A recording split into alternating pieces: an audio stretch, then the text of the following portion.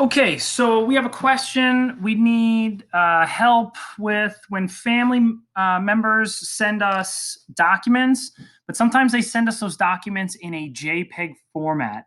That can be really confusing, especially when we have to use programs with the state of Arizona that does not accept JPEG. We need to convert that JPEG into a PDF.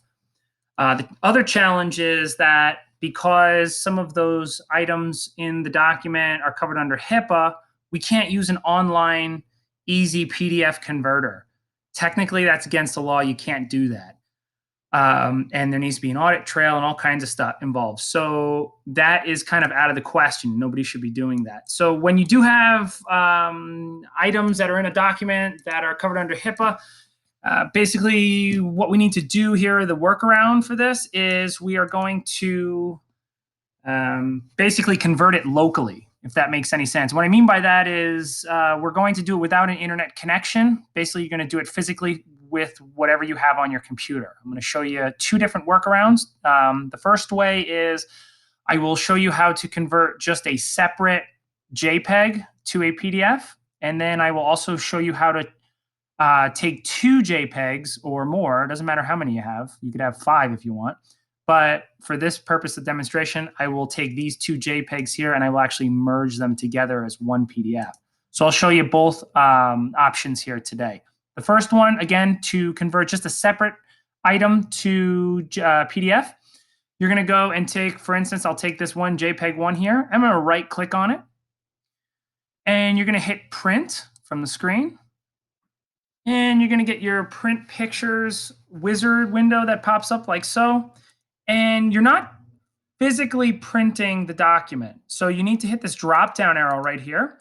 And you're looking for an item here that says Microsoft Print to PDF. Okay. So once you have that, you're going to click on that. What that is a virtual printer driver. What that means is it's almost like, think of it like converting. So instead of physically printing, it's going to virtually print the file in another format onto your desktop. I know it sounds very confusing, but if you think of virtual printing and converting as the same word, it's pretty simple. So moving forward, click Microsoft Printer to PDF, then make sure your screen is set to full page photo like I have here. And you're going to go ahead and hit print. And it'll say getting ready to print. However, it's not really printing. Again, it's going to ask you what you want to call your file name. For the purpose of this video, I'll just call it JPEG1. Okay. And it's going to save as file type PDF. Make sure you know where it's being saved to. Make sure you set that saving spot. And then you're going to go ahead and hit save. Okay. As you can see, it's starting to put the file together and then virtually print it or convert it. If you like me to say it that way, that's fine. But it will finish that process and then the window will close out by itself. And then there you have it right there. JPEG1 is now in PDF file. Okay, very simple. All right, so I'm going to go ahead and delete this. Now I'm going to show you the next process. We're going to take these two JPEG files and we're actually going to merge them together. Okay, pretty cool stuff. All right. So basically what we're going to do is we're going to use a program like Microsoft Word. So in order to do this locally, the workaround is to use Microsoft Word because everybody has it on their computer and it's just easy to work with. Okay. So basically what we're going to do is pull up a blank document in Microsoft Word. And then the other thing I like to do down here in the corner, the right-hand corner of the program, I like to minimize my screen so I can see what I'm working with. Okay. It's really helpful. When your screen is like full size like this, you can't really see anything. And when you start to work with pictures and stuff like that, it can be really confusing. So shrink it down if you can to like 50 or 60%. It makes your life so much easier. So what I'm going to do is I'm going to go ahead and take my JPEG one and I'm going to drag it, click, hold down, and I'm going to drag it to my blank document inside Microsoft Word. I'm going to wait for the cursor, that's the pointer, to turn white and have that little square box underneath it. That means it's ready to drop. I'm going to let go of my mouse click and it's going to, as you can see, drop right into the window. Okay, very simple stuff. Then I'm also going to take JPEG number 2. I'm going to drag that over and I'm going to drop it right next to it. Look at that. Now it's got its own page. So We have basically what we've done is we've just imported 2 pictures into Microsoft Word. Okay. This is something that you probably learned in CIS, your first year of college, but most of you probably forgot all about it.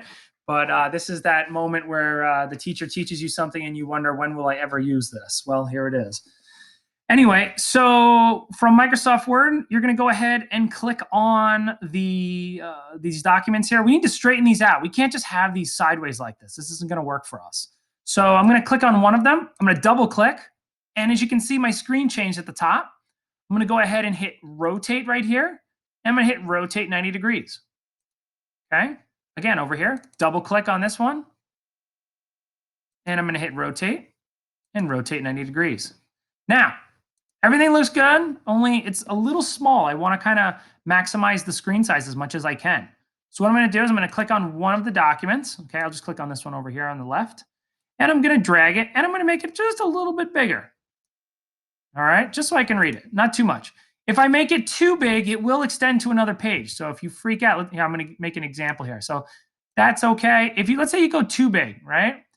It may kick it out onto another page, and it might make things really confusing. Okay, so just be really careful. Don't go crazy. Just kind of keep it within the boundaries. Remember, you have printing margins, so you have to make sure you have to compensate for that. That's pretty much it. Pretty straightforward. Then from there, you're going to hit File, and you're going to hit Save As.